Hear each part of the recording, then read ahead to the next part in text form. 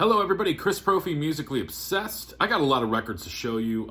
These are some vinyl finds from over the last few weeks. So let me show you what I picked up. Okay, we're just gonna get right into this. The first one is a band called the Leaving Trains. And this is their 1986 album, Kill Tunes. This is, of course, on the famous SST label. You guys know me and my SST label. The Leaving Trains, just great punk rock, melodic. Really dig these guys. Again, you know, you can't really go wrong with anything on the SST label from the 80s. So if you guys see anything by the Leaving Trains, definitely pick it up. Like I said, this is their 1986 album, Kill Tunes. I forgot to mention, at the end of this video, I will be opening Fate's Warning's new album, Long Day Goodnight, and this is the exclusive orange-red vinyl, limited to 800 copies. So stick around towards the end of the video, and I will be opening this up to show you guys. Okay, moving on. I gotta thank Bill from Vinylverse for this one. He showed this album in a video of his, Art Blakey, Roots and Herbs, and I trust Bill's opinion, and I went out and picked it up. I mean, you can't go wrong with Tone Poet releases, and I got a couple of them. This album is amazing. Excuse me. Oh my goodness. Of course, Art Blakey is a drummer. You guys got to check out the song United on here. He does a kick-ass drum solo in that song. Really, really great jazz. And he's an amazing drummer. I am new to Art Blakey, but I will definitely be picking up more of his stuff. All right, next. I might as well just show the other Bill from Vinylverse pickup here. And I've shown this, I think I showed this in my vinyl tag as I almost poked my eye out. Duke Pearson, The Phantom. This is another Tone Poet release. Bill showed this. A lot of people have shown this. I had never heard it before. I love the cover of it, and all I had to do was listen to the first song, The Phantom, on Spotify. Fell in love with it. This is 1970 this came out. So, again, if you're into jazz, you can't go wrong with Duke Pearson. You can't go wrong with these Tone Poet releases. Just beautiful releases. All right, next. Something different. The Beet Farmers. And this is their album, Loud and Plowed and Live. This came out in 1990 on Curb Records.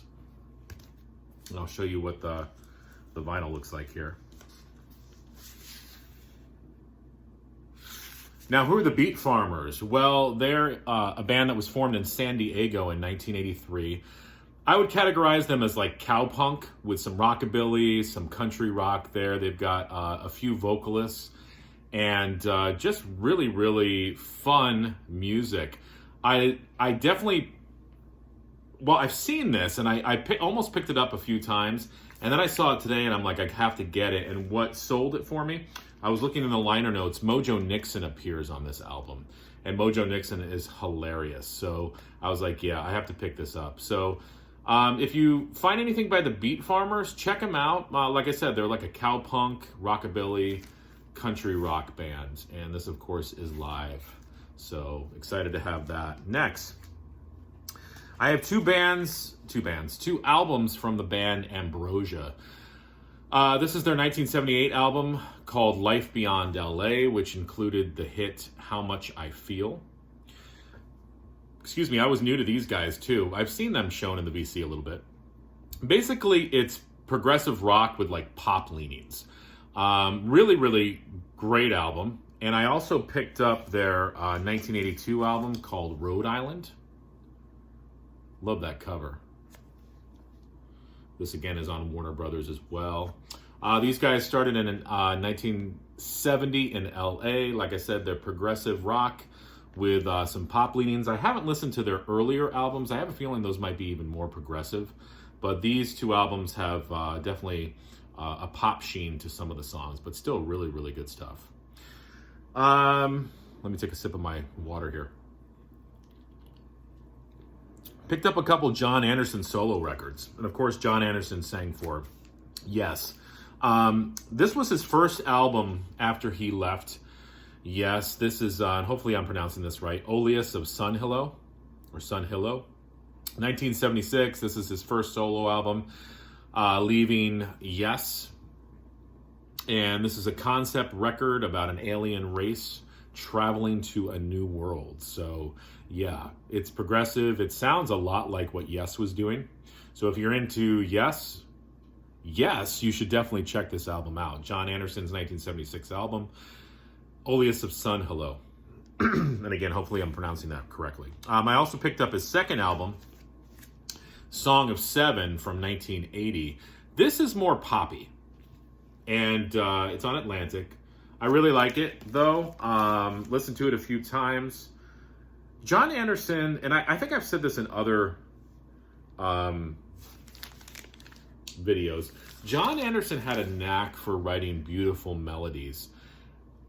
You know, his lyrics sometimes were a little out there, but his melodies were just spot on. So again, if you enjoy Yes, if you enjoy progressive rock, maybe with like a little bit of pop to it, definitely check out some of the John Anderson solo stuff. So this was his 1980 album, Song of Seven. Well, similar in kind of the same vein, I also picked up Brand X. This is their 1979 album called Product. This was their fourth album on Passport Records. Got into these guys through Anthony Ferraro. Anthony Ferraro, you know, he doesn't do videos for the VC, but he comments on my videos and a lot of other videos. I know he's on Facebook as well. These guys are, it's great, you know, jazz, fusion, progressive rock, a whole bunch of stuff mixed together. Of course, you've got Phil Collins on drums and vocals. And yeah, I've got some of their stuff. Anthony had VCLT'd me some Brand X, and I found this album, so I was like, yeah, I know who Brand X is, so I picked this up. Really good stuff. Next up, I'm going through these quickly because there's a lot, and I want to get to that Fates Warning as well. This is the band Crow, and this is their third album from 1971 called Mosaic. Okay, and this is on Camerette. Is that how you pronounce it? Or Amarette? Or Amarette Records. And who is Crow? Well, Crow is most well known for their song Evil Woman that Black Sabbath covered. I believe Ike and Tina Turner covered it as well. I would consider them like biker rock. I really, really like them as well. I have a greatest hits of theirs. And like I said, this is their third album. Dig it. If you're into that sort of biker rock 70s vibe, you might dig Crow. All right, next. Some jazz for you, jazz fusion. Return to Forever. You know, of course, you've got Chick Corea in this band, Al DiMeola, Stanley Clarke, and drawing a blank, Lenny White on drums. This is their 1975 album. You know, they picked up from where Miles Davis left off. And, you know, so if you're into that jazz fusion, Miles Davis sound that he was, you know, spitting out in the 70s, definitely check out Return to Forever. They have a lot of albums. This is great, though. This is called No Mystery. So if you find this, pick it up. Next, been getting into these guys, Passport. And when did this come out? This is their 1983 album called Man in the Mirror on Atlantic. Again, sort of jazzy, jazz fusion. There are vocals on this album. This has more of a sheen than some of their other stuff. It's 1983. So, you know, you do get the jazz fusion vibe, but you also get sort of like, hey, I want to be on the 80s radio too. So, but still really, really good stuff. I really like Passport. I have some of their 70s stuff as well. Definitely a band I want to explore more. So if you're into jazz fusion, if you're into sort of poppy side of it as well, check out Passport. Now, something completely different. This was like a total blind buy for me. This is a band called Angry Red Planet. And I had no idea who these guys were. This is their album Little Pigs from 1987. But, you know, I got a punk vibe from it when I was looking at it. This is on Angry Red Records. Got home, researched it. These guys were from Detroit. And I was totally amazed and blown away by the music.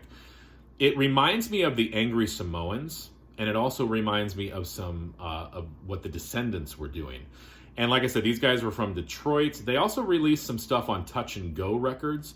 Touch and Go Records was a big label, punk label back in the 80s as well. I know the Butthole Surfers were on Touch and Go. But if you come across these guys, check them out, Angry Red Planet.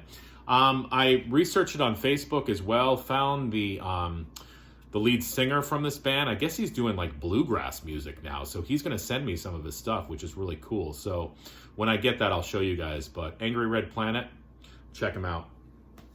All right, next. Now for something completely different. Carole King.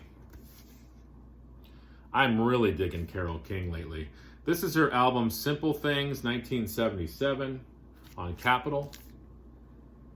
I mean, you guys know Carole King. I always say this, but I was late to the Carole King party. You know, of course I had heard Tapestry. I think I heard Tapestry too much. And I sort of wrote her off. And then I started to listen to some of her other stuff. I was like, wow, she is amazing. Awesome songwriter, great musician. You know, she's written for the best of them. She's written for the Monkees, other artists. And, you know, she just has a vibe, and I like it. It's definitely a laid-back 70s singer-songwriter vibe. And this is one of her later albums, Simple Things. Love the cover, love Carole King. Great stuff. And last but not least, again, for something completely different, Thompson Twins. I picked up their album with the song Hold Me Now on it. I can't remember the name of it. And I was like, oh yeah, I really like Thompson Twins. I forgot how much I liked them. So I took a chance on this album. This is their third album.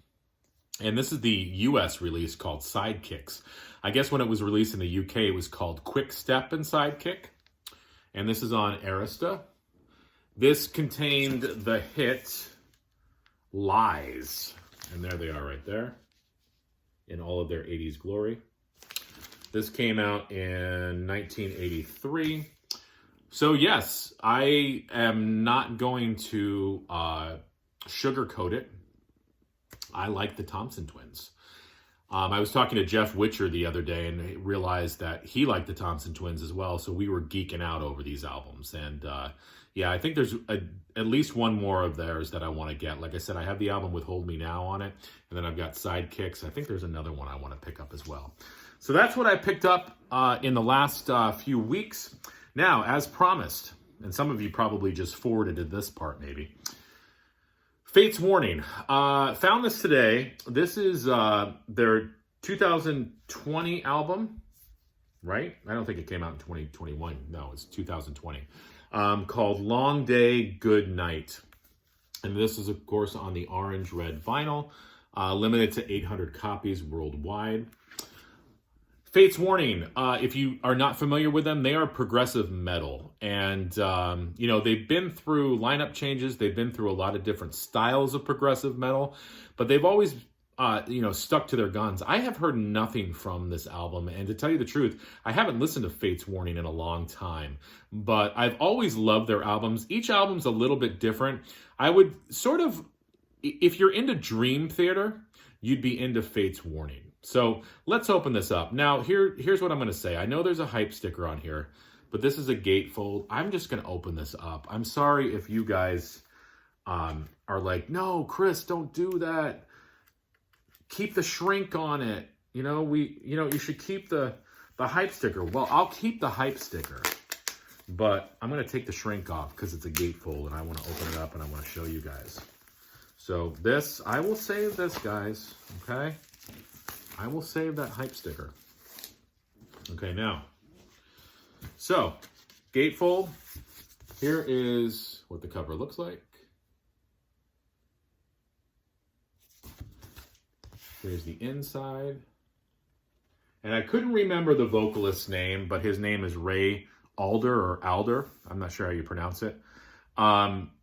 Amazing vocalist, great range. You know, the guy can sing anything. So let me show you what's in here. So we've got a lyric sheet.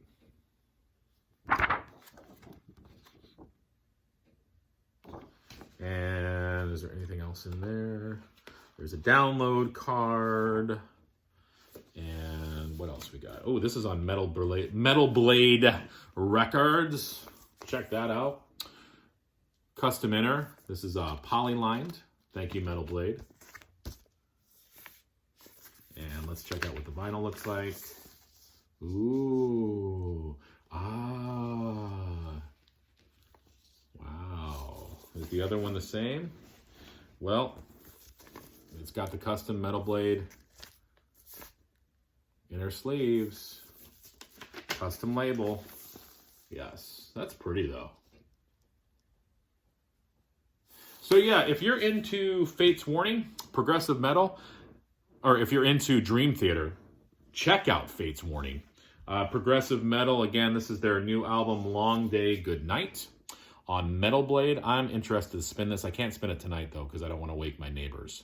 But I'm interested to hear this. So there you go, guys. Wow, this was a longer video for me. Usually I'm like around the 8-minute mark, maybe 10. But I'm almost to 17 minutes. So hopefully everybody's still watching this. But I want to thank everybody who subscribed in the last week. Thank you so much. Welcome to my channel.